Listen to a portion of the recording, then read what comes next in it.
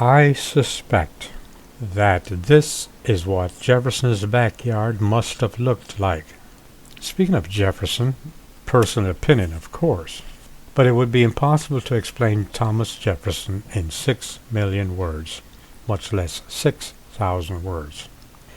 Here I am with a measly attempt to do so in just a few minutes. But here goes. He was an extremely complicated man, an intellect, statesman, politician, and a humanitarian. I suspect he was also a highly spiritual man who loved nature. He was Unitarian. That is extremely important if you are to understand Jefferson. He might have belonged to a religion, but he was not religious. All Christian religions during his time, except for the Quakers, endorsed slavery, and I got the impression that he did not totally accept the idea of slavery. Religions back then embraced slavery, the exploitation of human beings, as an edict of God. Manifest destiny grew out of that American-held universal belief. Hence the obliteration of the Native Americans was ordained. It is my opinion that Jefferson was not compliant in such beliefs, not in his heart of hearts. As Unitarian, his beliefs were more based on the humanity of it all, not based on the perceptions gleaned from the Bible. He even compiled his own Bible. Above all else, Jefferson was a man, flesh and blood, tears and feelings. Sally Hennings. Jefferson wanted slavery to not be a part of the new American experience, but he was just one man, and the good Christian plantation owners would not hear of that. So slavery and racism stayed as a part of the American experience. It became the framework of America and American economy, endorsed by God. Still is.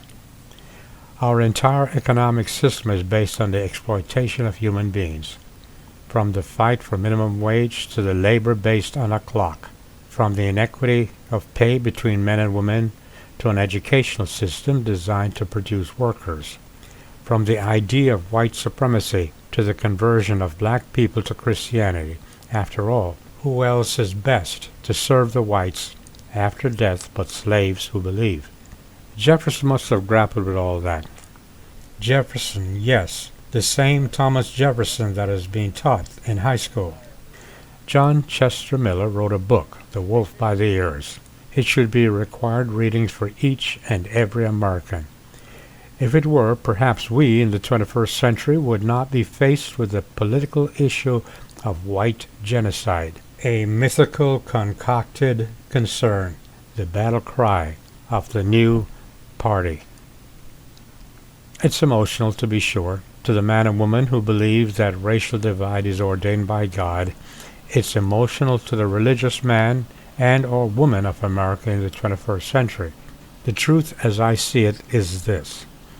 Unless we educate all Americans to the truth about race, that is, there is no such thing as different races, but only variation of coloring of one race, the country will not survive.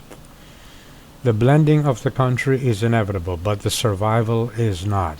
And, as far as I'm concerned, there are only two ways to bring about change in this journey, and that is to right our path. How do we do that? Correct our educational system and make it truth-based, warts and all. And two, get rid of religion. Not beliefs, mind you, but the religion. The organizations that are based on the human exploitation of mankind. Those are my beliefs, of course, and you must think for yourself, or be led by less intelligent men and women.